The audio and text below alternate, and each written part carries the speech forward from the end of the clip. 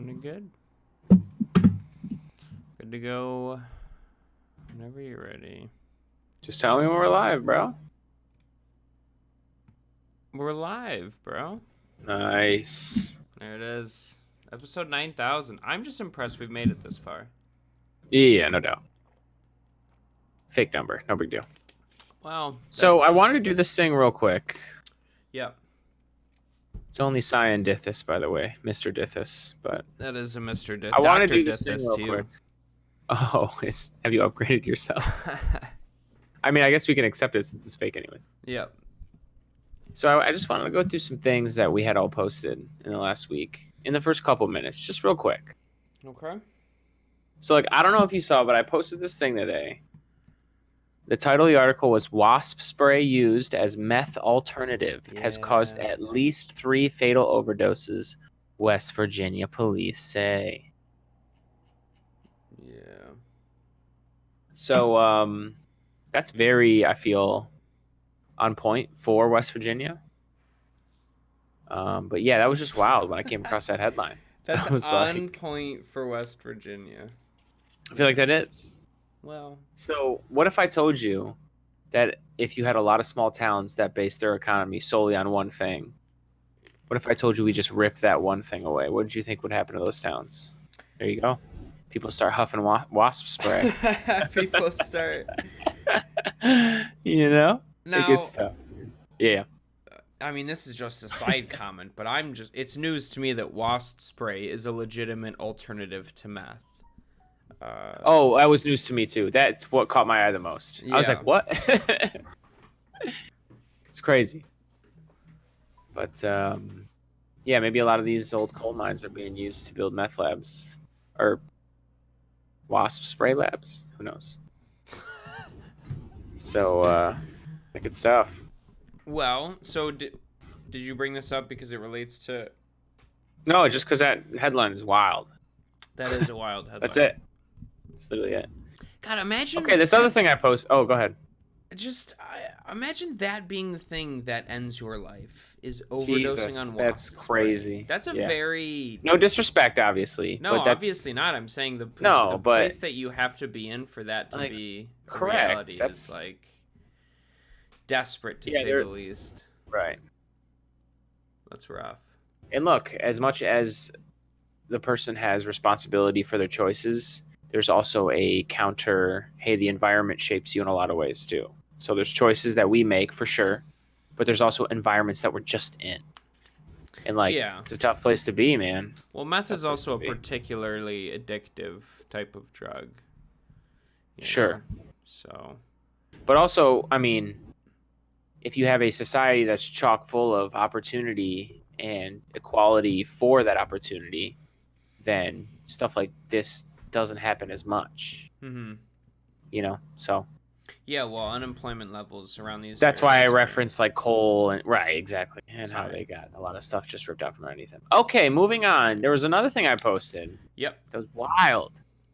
So the title of this article was "Christian Family Who Argued Taxes Against God's Will Ordered to Pay $2.3 million Bill."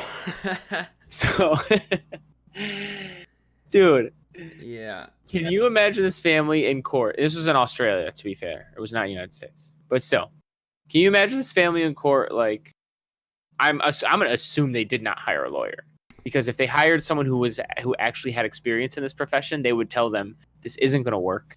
And there's other avenues we can pursue to defend you. But this is not one you want to go down. So I'm going to assume they didn't do that. Yeah. I went and I read this article when you posted this. So did I.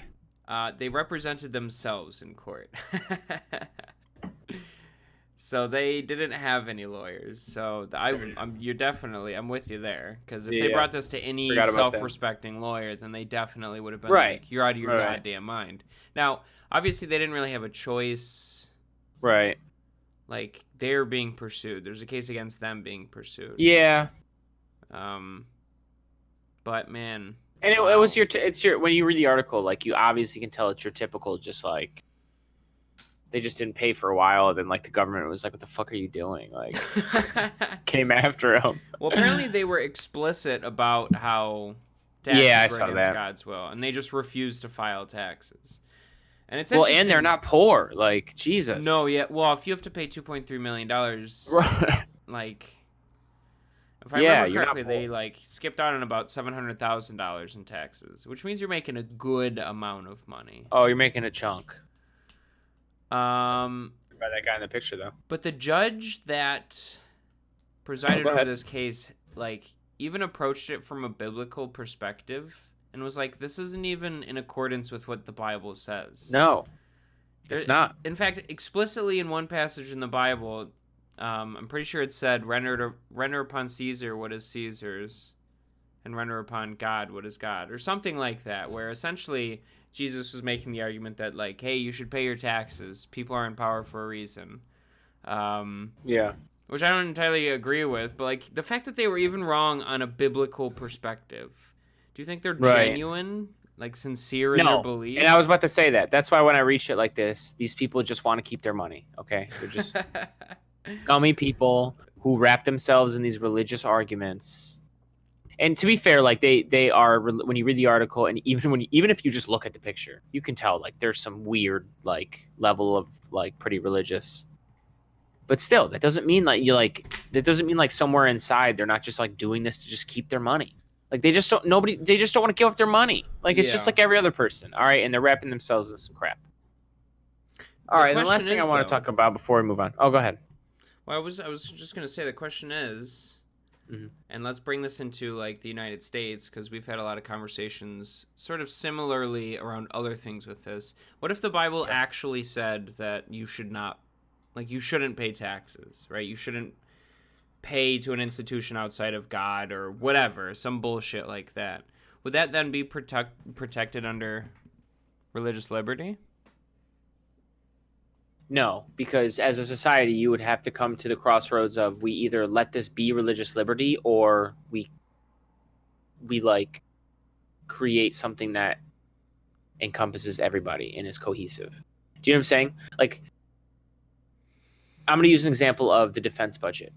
We can't even imagine we can, obviously, but like, that's a large number. Like, can you imagine over $700 billion a year being spent on anything? Like, that's a crazy, insane amount of money. Only the United States government could do that, or only like a government could do that. Right. Okay. So you will come to that crossroads of, do we want to be this modern society where we can have the ability to spend shit like this? Or are we just going to be some fucking like podunk? That's what I'm saying, though. So, and all modern societies are modern for a reason. They came to that road and they chose, hey, pay your taxes. Like, you know. It is interesting, too, because if you think about it in sort of like an evolution of religions type of sense, and this is obviously assuming that, like, Christianity is a human construct, right? But besides that point, the religions that would have survived in societies would be one that would tolerate a state or an institution, right? Like, a religion that told its followers not to pay taxes is a religion that's never going to flourish, because any state is going to just crack down on that. You need money to run an institution. Yeah, in this day and age. But also back in the day, even back in the day, you had to be able to churches would be government. Yeah, but back in the day, like, churches would be government. Like, Middle Ages, like, the church was the government. So you pay your tithe, you pay taxes. You know what I'm saying? Yeah. So, yeah, it gets weird. It depends on where you are over history and what the beliefs were. And, like, dude, it gets fucking, there's 800 different ways this shit happened. And I don't know. I just thought that was interesting. Like, no religion would have ever made it, in my opinion, if you Okay, one last one real quick, because we actually spent a lot more time on this than we should have, but that's okay. Yeah, sure. Been entertaining. I posted this quote, and I did not check to see if this quote was accurate, but I don't care, because the point still stands. It's Teddy Roosevelt, and it says, patriotism means to stand with the country. It does not mean to stand with the president. So if someone could tell Trump that, that'd be great. But what are you going to do? All right.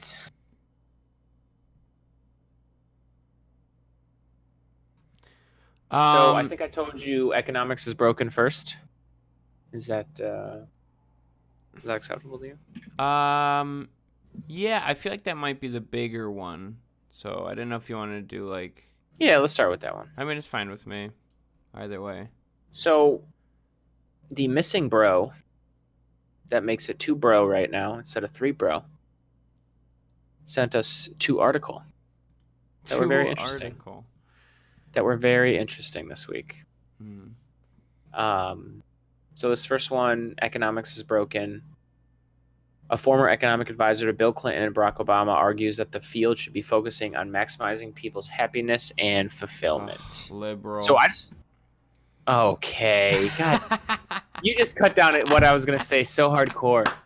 Like, you just basically just, like, spit in my face. So what I was going to say was, like, I agree with it. No, the thing is, you spit in my face. No doubt, dude. No doubt. I just try and sometimes I try and think of a very specific mindset that genuinely exists for a lot of people in this country, and dropping both of those names in one sentence, especially if it's an economic advisor to both those guys, that's the response you're gonna get. But I agree. Why is that the response you're gonna get? Wait a minute. Wait. Now I gotta press you on this before you even start this. Oh, you know why? Barack Obama. No, I don't. You tell me. Bill Clinton's a buzzword. Hillary Clinton's a buzzword. No, but you just said that they were negative when it comes to like an economic advisor to them. You've put it in a very negative light. To a specific group of people. Yeah, I said from that perspective. Okay, well then those people are snowflakes. Deal with it. Just read the fucking article. Okay, you know what I'm saying? Is that not fair for me to say? I'm just saying, dude. Yeah, I was just. It's like you're not wrong that there's some people that would like read Barack Obama and they're just like, oh, that Kenyan, and roll their eyes. But like, you know what? How about you stop being a fuck and read the article and be open-minded? Sure. It's gross, dude. These are all human beings. All right, moving on. Go ahead. Are you going to break this down for us? Oh, for sure. So basically the article talks about like country of Bhutan, which I Wikipedia'd a little bit. I'm sure you did too when you read this. Maybe you didn't, but country of Bhutan, who instead of just focusing on GDP and production at all costs, they decided to try to like mold their economy around the happiness of the people. Right? It was less about GDP and more about how people felt, how people were responding to the economy that they were building. And it's just generally like, it sounds to me more nuanced, you know, and more, there's just more like, when you read through this, like they list categories that they had that they would like check off, that would help their goal of being like more focused on the happiness of their citizens and not necessarily like their GDP and output. Right. And like, it just seemed like there was more things that they were focused on and were aware of, you know what I'm saying? And they tied a lot more together. It just seemed like it was more of an effort to think things through and be more complex and targeted with how to approach the economy and how it affects people, rather than just like the simple like GDP and productivity. You know what I'm saying? Unemployment numbers. So it was, yeah, and unemployment numbers. Correct. That's the article also talks about that. Yeah. But it was just a breath of fresh air to hear this about that. I Wikipedia'd it. It's totally right. There was a little bit more detail when I read on Wikipedia, but the country has been at the forefront of that. And like I said before, you just totally jizzed in my face. I agree with the premise of the article. What a verb. An economy, an economy that is an effective one is one that makes the people, as happy as they can be. Now that's relative, obviously, but it's more the focus. You know what I'm saying? Like, and I've been saying this for years, dog. See, I don't know if happiness is the right word to use here, though. I feel like we both can agree that being slavishly devoted to profits and productivity is not the best system to use. Like, well, it's certainly not ideal for the average person. No. It's how about this? It's not ideal to only consider that. It's ridiculous to only consider that. Right. You know. No, I agree with you. I just dude, I wrote in my notes like, and I believe this for sure. I think economic anxiety and inequality brought us Trump than anything else. Yes. I think so. Like, there's a lot of people, especially now after this terrible week he's had, who might say, it's race or whatever, something else. But no, dude, it's we don't do a good job here of targeting the economy to make it at least work for everybody on a basic needs level. And, So if you're saying... Yeah. that economics should be focused on maximizing people's happiness, So that's relative, but sure. Okay, let's say for the United States, I would in an ideal world, right, where you don't have to be concerned with like the money that you're spending, what would you do? I would make sure that everybody who works receives an income that is more than livable. If you work, that's all I ask of someone in society. And the idea, and this is true, man, there's a lot of people. I think I wrote this somewhere. Hang on. In the article, it says in 2017, 12.3% of Americans were living in poverty. And that is sad, bro. I grant that there may be a few outliers who abuse the system and don't work and just kind of like get by. But how many of those people who are 12.3% of Americans living in poverty do work? And then like we live in this society that has mega rich people, dude. You know, so those are the things that we need to think about. It's not a neatly distributed bell curve. It's very skewed, right? Like, what do you mean? In terms of where all the money is at. Ideally, the number of people falling into these categories it's mad would be like skewed, a nice bell curve. You know what I mean? Yeah, so right. Chunk in the middle, sort of evens out. It's good proportion. Like that's ideal economic distribution. But that's not how it is in the United States. So it's not how it is anywhere. But I do agree with you that like at its best, there are countries that do it better. But and I also do agree with you that at its best, that's how it works. But because that's impossible to measure, I'm more interested in just making sure that everybody who works and participates, you know, isn't in poverty. That's crazy. Right. Dude. Right. Like all I can ask of you is to work. We shouldn't be judging if it's 40 hours a week at the McDonald's or 40 hours a week at fucking Goldman Sachs. Now, we can pay the one person more because of things they've done in society, degrees they've earned, effort they've put in. Totally okay with that. Right. I'm just saying that as long as you put 40 hours in anywhere, like you need to not be in poverty. That's insane. That's insane. And like, I want to say like, there's a lot of this article too that talks about how like America does a terrible job in guaranteeing like being able to watch your kid when it's a newborn. Time away, time to grieve. We're shit at this stuff. This is when you say like, hey, give me things to point at. The article does, and I'm also pointing at them again. Like these are simple things, man. Like we do a poor job in this kind of stuff.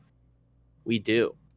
Now we can have the debate over just straight raising the minimum wage and the effect that'll have on society. I'm okay with that debate because I understand the negative effects that would have.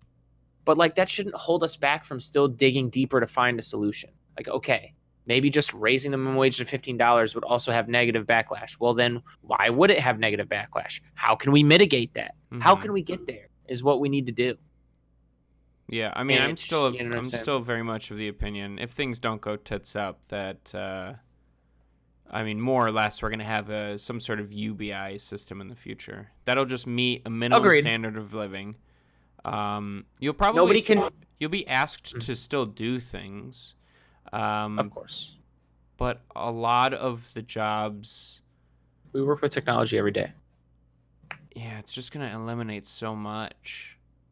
So I don't know, but that's a different part of the conversation. We're talking about right now because people are suffering. I'm talking about right now, and they have been for a while. Right. So I agree. Like how stressful is it being someone in their late life having to, for whatever reason, start over, and you have to like take some job at like some fast food restaurant and kind of be treated like shit. So that's what I'm saying. Like if you raise your hand in a society and it's a healthy one to work, you should be fine. Yeah. I'm not saying you should be rich. There should be inequality on even a large degree. I don't give a fuck. That's fine. But we should make sure that people who work, like, come on, dog. Are met some standard of living. I agree. That's what I'm saying. And dude, there is nothing that punches me in the gut more than when I go into some like fucking McDonald's or Taco Bell and you see somebody that is way too old, clearly past the retirement age, just like scraping it together trying to serve some food. Because you know that they are not there on their own volition. They're there by necessity. which is just like, what are we doing? We can't even take care of our old people in this country, man. But like, so you get a punch to the gut, and I hear that, and that makes sense to me. But you know what my reaction is? Like, I have respect that they're working because they look themselves in the mirror and were like, dude, we gotta like figure this out, and they're doing that. And so my concern would be, hey, they've actually like done this. Like, you're right, there is a certain time where you should also retire. That's a separate convo. But like, just people who can say to themselves, you know, I've got to like get out there, I've got to work, I've got to do something to make ends meet, and I'm willing to do that. Like, they deserve to get by, more than get by. That's ridiculous. They're working. If you're working, then like, I'm good with it. For me, the standard should be, if you are able-bodied, then yes, you should be. For sure. That's another part. But you should be working. But we're doing surface talk right now. Yeah. Yeah, but yeah, right. But that's why I would. No, you're right. I agree. Like, there's a certain age or state where somebody should just like not have to work. They should just be taken care of, whether that's through family or government or whatever. It's a shame that somebody that old is having to go out and work these terrible jobs just because they have to. And these people are fucking. Yeah. Jesus, man, like 70 plus years old. It blows my mind. I mean, some of these people might enjoy it. Yeah. But some right, and just like keep busy with it, but some have to actually choose to do that when they don't want to. Exactly. That's ridiculous. Yeah. All right. And also, to be clear, if that person had worked already their whole life, it's like, dude, what the fuck are we doing? Well, it's typically the case, yeah. That is typically the case, dude. Like, this like stereotypical person who does nothing their whole life is like a small percentage. It's like, so most few people and far just like between. suck it up, and they're like, well, I gotta fucking like yeah. Yeah, man. I agree. Circling back to what you said in the beginning, by the way, you said like, oh, like, what does that mean? I do agree that it can be a slippery slope as far as like, what does that mean, and how do you gauge that? As far as like happiness of your people. But this is always where good leadership comes in. I've said this a bajillion times. Like, you know, you've got to have people who have integrity, who care about the well-being of the people that they represent. And then you have a good start to having someone like be a good leader and a good representative, you know. If you already start out and it's a con man, then you can only go downhill. Now, there would be some people that would argue that adversity is something that creates remarkable people, right? So, yeah, but do you see a place where everybody's comfortable standard of living is met, and like there's reduced? No, because this is where inequality that is very acceptable comes in to drive people. Mm-hmm. If you want more, if you want to go on that trip, if you want to buy that bigger house, if you want to have that nicer car, then you can you can work your way and maneuver your way and try to make more and climb that ladder. That ladder I'm comfortable with. I'm just worried about the people at the bottom having a standard met. That's all. But would you and say then from there, dude, we're incredibly wealthy as a country, dog. We are. We have 2 people that are worth more than $100 billion. Just 2. Let alone the rest of the wealth that this country has. So it's unacceptable for anybody to say to me that, like, we can't figure out how to make the people at the bottom at least have a standard of living met. It's unacceptable. So, and we do, and I don't want to bash America that much. We do a pretty good job. Like, compared to, especially keeping it in perspective with, like, 1,000 years ago, you know what I'm saying? Like, or like 500 years ago, like, we do a very good job. Technology has helped us a lot without us doing anything, just getting better and better, you know. But still, like, it's that's a double-edged sword. The other side of that argument is why, well, if we're so good, why it's a shame that people still live like in squalor if they're working. That's dumb. So, yeah, fair enough. I don't care where you are. I don't care if you're the dishwasher in the back of the shittiest restaurant in the country. You should at least be able to, like, rent a place comfortable. Not, you know, be able to rent a place, buy food, support yourself in minimal ways. And have medical coverage. And that's minimal ways, dude. That's minimal ways. That's an investment in our workforce too for productivity. How many times have you heard that argument? And you're like, yeah, that makes sense. It does make sense. Why don't I hear politicians say that? Right. Well, people work more too when they don't have half their paycheck being gouged by their fucking work offered healthcare. Right. It's like I'm just paying money. And you don't use your healthcare that much unless like things really get bad, or if you were already sick in the first place with like some chronic something. So people just like get so frustrated. I mean, I know Dad's paycheck gets gouged from his family healthcare plan, and it's literally just me and him on it right now. Nobody else is on it. Yeah, Mom's on Medicaid or some shit. She is, yeah. It's just crazy, man. I mean, yeah. I've seen some or read some shit where people were like, "Oh, like, well, Medicare for all means that like would everybody be covered, even people who don't work?" And I'm sitting there going like, "You understand that people who don't work are usually poor, and poor people can just get Medicaid. Like, do you understand how this works?" Like, you don't understand how any of this works. Well, it's not even that, too. Is like you have to be it's treated like poor, if you're... Because America's a fucking weird country, super poor people get Medicaid, which is better than probably some healthcare that, like, self-employed people get because it's just too expensive. Do you know what I'm saying? That's how fucking insane all of this is.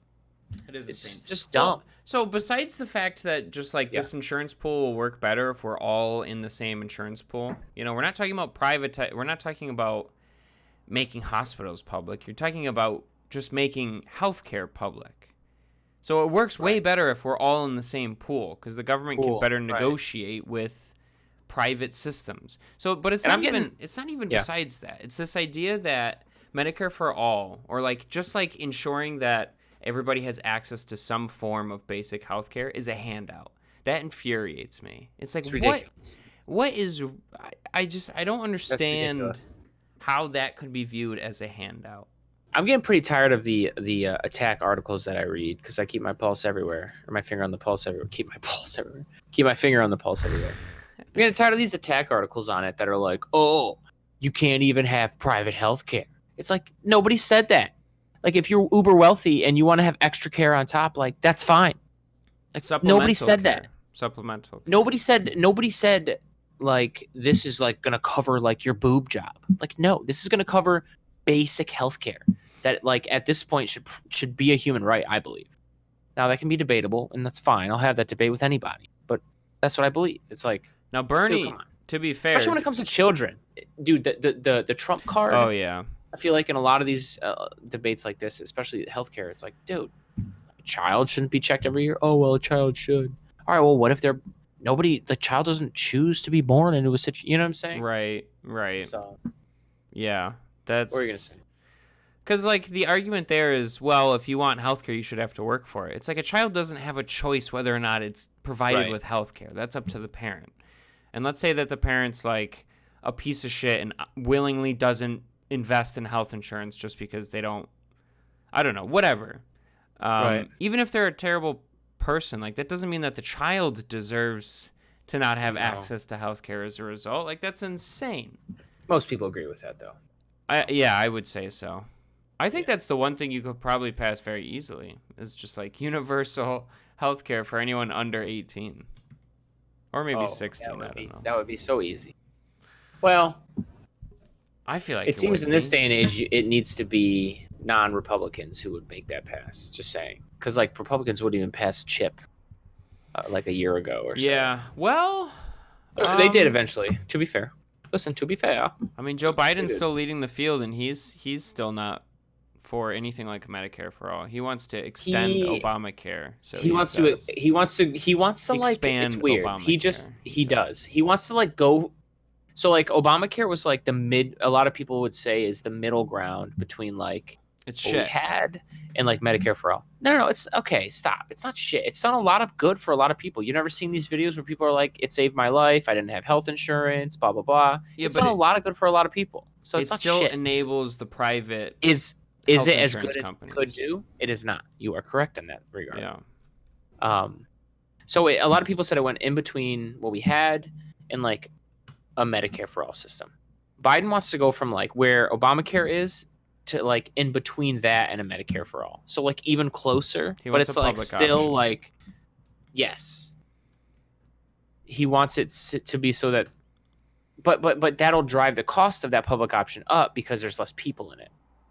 That, you know and yeah, I mean, I guess would they compete then with private healthcare insurers? I don't know how that would work. That then drive costs down? Is and that also the argument? If you pick the public option, like a lot of people are already in the public option via like poverty or age, what have you.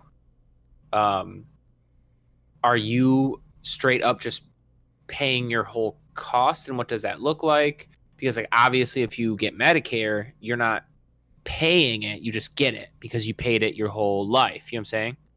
So like it's weird. And we're already paying a little bit to Medicare every month already. Like look at your taxes. Like you pay like $10 a month to Medicare.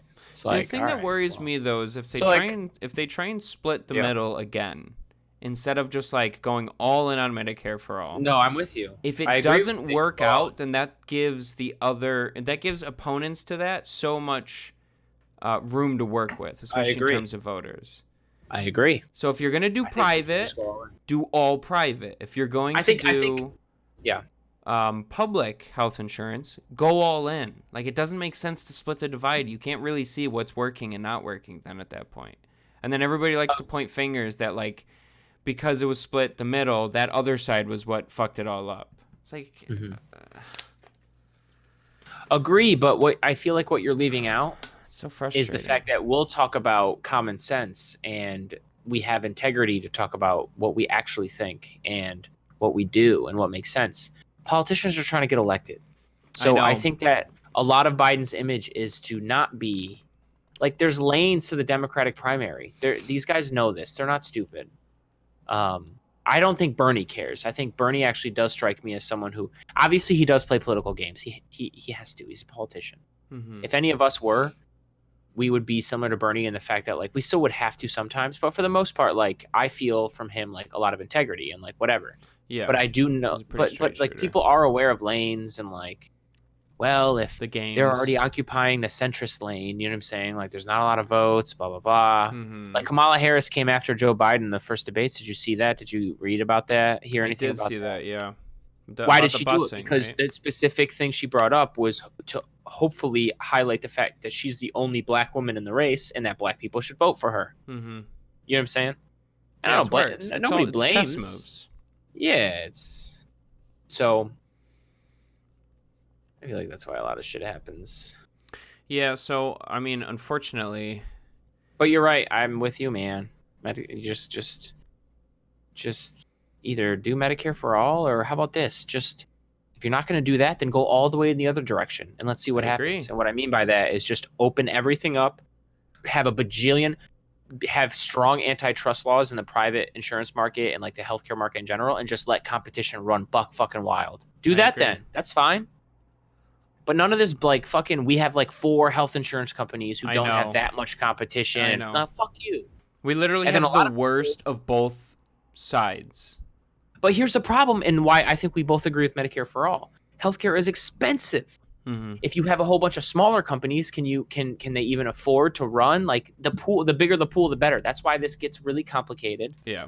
Okay, and I think that's why and I'm going to speak for you and tell me if I'm wrong. That's why me and you fall on we might as well have one big pool. What are we doing?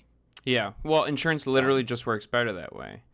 And and there's other arguments too. Private insurance it will worship profits more than the actual health care of its people. Come on. Right. It's just true. Because the idea is if the government is running it, then being an insurance or any entity that doesn't have an interest in profiting off it. Well, exactly. Actually helping people. Right. So ideally, if it's a public option, then this healthcare system that they are running is going to be aimed at just doing best by your constituents or the people that use the system, not necessarily for profits. Because that's the problem. And that's the other thing that I grind at when you want to say like, oh, well, just privatize it all and like open it up and make it a real competition. I really grind at the idea of making, like being in the business of making money off of sickness and like being in a poor way, Gross, right? And also when they play with these numbers, because you look at these health insurance companies and they do this all the time, they will try and find reasons to deny your claim because their goal at the end of the day isn't to get you good health care, it's to make money. That's where like I feel like this breaks down. Like capitalism should not be involved, at least not in the sense of providing health insurance in that aspect, right? Like, because I'm fine with private institutions, health institutions. I'm fine with that, you know? That's how you innovate. That's how you do research. But when you're talking about health insurance, it just seems like one big... It gets weird, dude. Pool. Yeah, it just seems like it would run better. And again, the biggest thing that people who oppose Medicare for All seemingly forget is that we're one of the only first nation countries that doesn't do this. Right? Like, it blows my mind. Now, these countries have different systems of offering every citizen healthcare, but they still do it. Right? Like, the UK, I'm pretty sure in the UK they have public-run hospitals. They're slight. Whereas in France, they have private-run hospitals, but public healthcare coverage. Right? So it's... Right. There's slight differences, but the approach is... But the idea is the idea same. Of pooling everybody. Right. Pooling everybody. But then after that, the approach can be what it is. But you're still figuring out how to pool everybody. Right. Because bottom line is we should be at a point in our advanced society where healthcare, and Bernie has been saying this for a long time now, is a right, not a privilege. At least basic healthcare. Yes, correct. Yep. None of this boob job stuff. That's not what we're talking about. We're not talking about conservatives who are trying to like make dumb arguments. Okay. Yeah. I shouldn't call people out like by ideology, but just weird people. How about dumb arguments? All right. Well, you know, we're all aware of the attitudes that exist around. But Jesus, if some 15-year-old needs chemo, yeah, how are you going to bankrupt a family? Who are all these people on GoFundMe? If anybody needs chemo, I don't give a damn what your age is. Right. Like, that is some shit. Right. You know, so. It's insane the amount of GoFundMes. We had that's a disgrace, but we won't even touch on that. That's well, it's right. Yeah, go ahead. We can, I guess. Yeah, go ahead. Well, I was just gonna say one more thing because it's a disgrace to the system we have, but it's very much like a reflection of how good people are in this country in terms of like helping each other out. Dude, that's how we pay a lot of medical bills in this country. Let's go. I know, it's gross. So along those lines, obviously, when I watch YouTube on my phone on the app, there's ads. There's this one ad that I've seen a few times over the last like couple months that just doesn't piss me off, but it just like makes me do a double take and just be like, wow, like this is where we're at. It's a St. Jude's commercial. Okay. You know what St. Jude's is, Chad? Yes, yeah. Children's let's still spell it out for the people who will never listen to this. It's a children's hospital. Okay. They take a lot of donations. They do commercials for donations. Celebrities support them, try to get them donations to try to help kids and any ailments they may have that are extreme, like cancer, usually, stuff like that. So it's this St. Jude's commercial, and the whole commercial is this mom, and she's talking about her 6-year-old son who gets cancer, and she's talking about how like she was working not a great job in some facet, you know what I'm saying, and like didn't have insurance, and like thank God for St. Jude's, and if we didn't have St. Jude's, he would have died. And it's a child. Yeah. And the child's on the screen too. And you're just like I might be weird in saying this, but like a lot of people might get their hearts pulled and they donate, which by the way, good for them. They should. For now, for the way the system is for now, good people. But like I'm the person that looks at that and goes like, how disgraceful our society lets this 6-year-old child, like, are you kidding me? With no choice. No choice at all. And he's got cancer, and his mom is just like, you know, paycheck to paycheck, like most people. Well, not most, but I think it's like 40%. It's an obscene number. You know, and I actually have and like there's a lot of people who'll be like, well, why does she have a kid? That's on her. I don't want to have that discussion until the kid is healthy. Like, obviously, you know what I'm saying? Like, they shouldn't have millions of dollars thrown at them, but damn, we can't have this kid's health be at least good. Come on, we can do that. That's ridiculous. Yeah. I actually had a personal anecdote there, but we could press on to the next article. No, go ahead. No, go ahead. Well, it's just sort of another... we're scrapping the other one. Go ahead. Are we? That's fair. Yeah, we are. So there's an individual that I work with, and I won't name names, but... You should not. She's a single mother, sort of mid-40s probably, has 3 kids, one of which who is still in high school right now. And...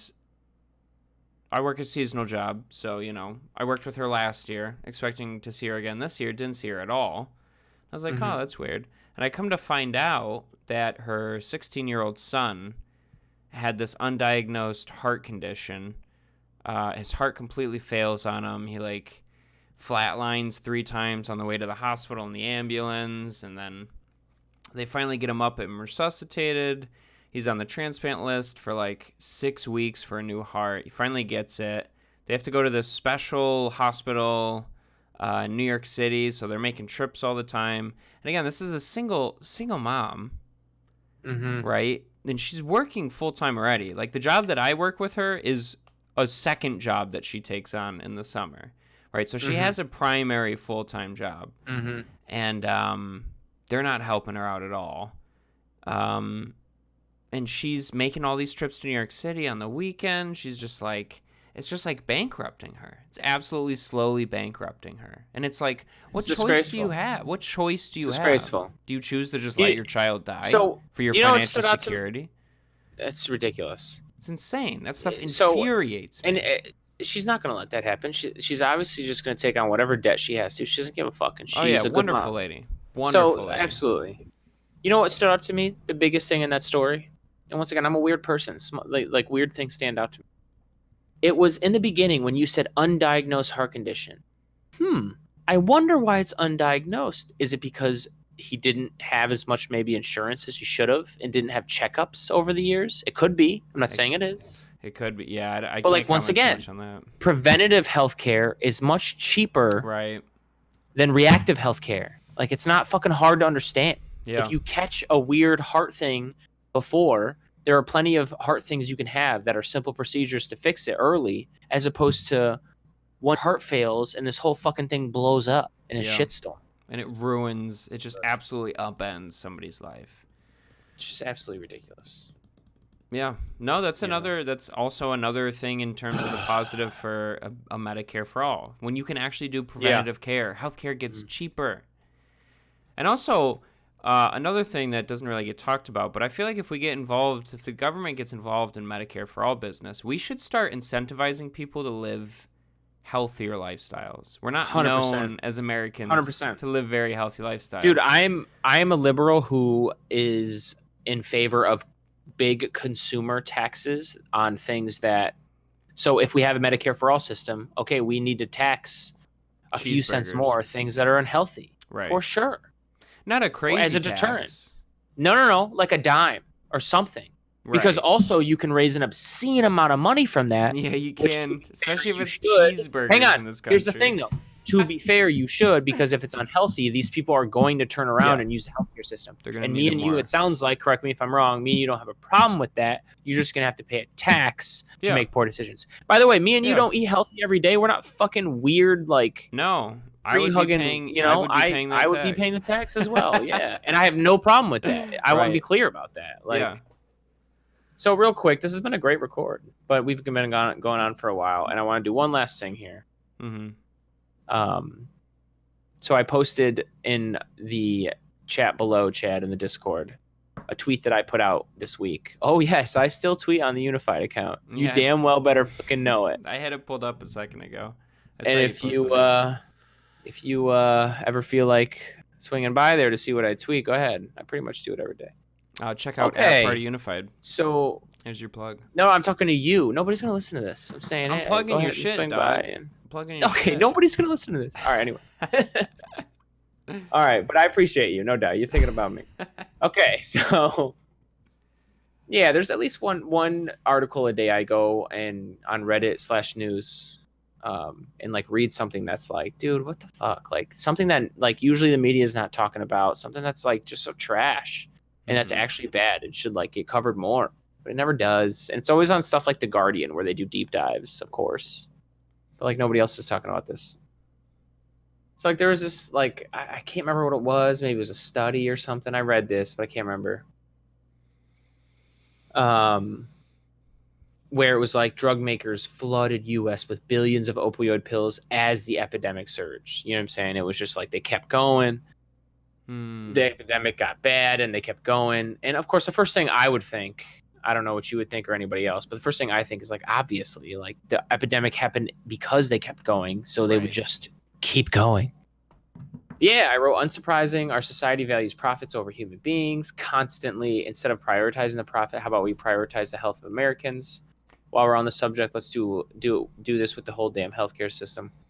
So there was a point here like 10 minutes ago where this is more relevant, but it still is relevant to the whole discussion we had. Like, come on, dude. Like, yeah, actually. And we've actually had this discussion with Caleb on the pod. I can't remember what pod it was. We've done a bunch by now. But there was one pod where it was like, dude, there are a lot of sectors of the economy where incentivizing profits like we do is helpful. I don't question that. In healthcare, it's dumb. And it doesn't make sense. And it's easy for me to like dismantle any argument. I said this, maybe I said this, there's been a few where it's just been me and you. And I feel like this has been one recently. But like, I think I said once, like, I haven't heard a good right-wing, right-leaning argument for healthcare. Like I haven't heard, because nobody ever pitches like scrap everything and just, do like a bajillion insurances and let competition run wild. And I feel like nobody does because they know that's not the reality of the situation is those insurance companies wouldn't be big enough to pay out. Right. Like the bigger the pool, the better. Mm-hmm. So like besides that, if you can't do that because of that, like what's a good right argument for healthcare? I haven't heard one. I just haven't. It's just it's competition. Basically, that's it. That's always what it is. Yeah, but we just said a bigger pool, the better for insurance because like the way insurance works. So that kind of makes that, I don't want to say irrelevant, but like that definitely makes that tricky. Yeah. Okay. Because the more competition you have, the more broken down those payments are, and the less an insurance company has to spend out. Right? Like, it's just it's a unique situation in the health world for the competition argument, and it's a flimsy one. It's one of the few, in my opinion, where it really falls on its face. That's what I'm saying. But specifically with at health, best, I should say though, specifically with health insurance, not with health care. Do you understand what I mean? Because healthcare should be competitive for sure. We still need to. You should have, and we do. But that's not a problem. Like we have tons of doctors. It's not like we have 3 doctors. Like it's not like. So we have tons of doctors, and to be fair, I have lived close or in cities besides my Army career most of my life. So I can't speak for like literally the middle of Idaho. Like maybe there is only one doctor. That sucks, but. No, most places there's things to choose from, It's interesting you say that because, and this is a bit of a side show, and perhaps we can talk about it for next week, but I'm pretty sure I saw a Vice video where there's a bit of a brain drain in terms of rural America, because when these people from those 100%. Communities go off to study to become a doctor, they typically want to go somewhere where they can get paid better, where they can, you know what I mean? They don't go back home. So you said there's somewhat of a brain drain. It feels like to me there's probably a huge brain drain. There might be. Again, I'm like so, and it has a lot to do with a lot of things. And you just mentioned one of them, but also just like, well, actually, you kind of just mentioned this in what you said, but just look, like people want to be successful. People want to like our society is set up where your success is measured by how much money you make in a lot of ways. If I'm going to go back to my hometown and the max I can make as a doctor is 150. Now I'll live like a king on 150 there, but I can go to some other place and make by the end of my career 2-3 mil. Specialize, yeah. That's what I'm saying. Right. It's even 150 to like 455. Like it's a huge difference. Oh, it is, especially when you have to pay. I mean, how much in debt do you have by the time you get to being a doctor? You know.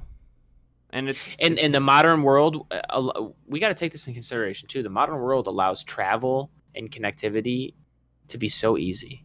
So like a person can make the choice to move away from their hometown And it might be easier in this day and age, in my opinion, because you can still FaceTime with a snap of a finger. You can fly home at a way cheaper price than 50 years ago. Okay. So these things are just... It makes moving away just easier. live in a more mobile... Like, I've thought about this a bunch of times. Like, I could see myself at M&T. I'm going to be there for at least 2 years. Let's say I hit 2 years. I start poking around.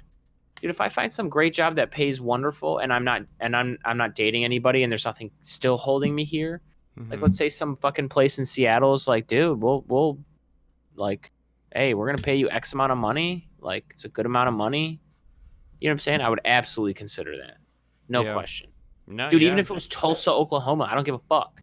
They were like, we're gonna pay you a bunch of money, like, you know, what's good? I'd be like, well, I'm listening. Yeah.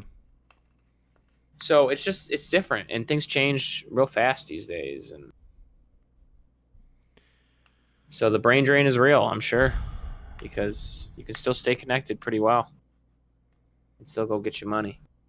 I do think it's funny though, because a lot of the things that Bernie talks about are all tied together in here.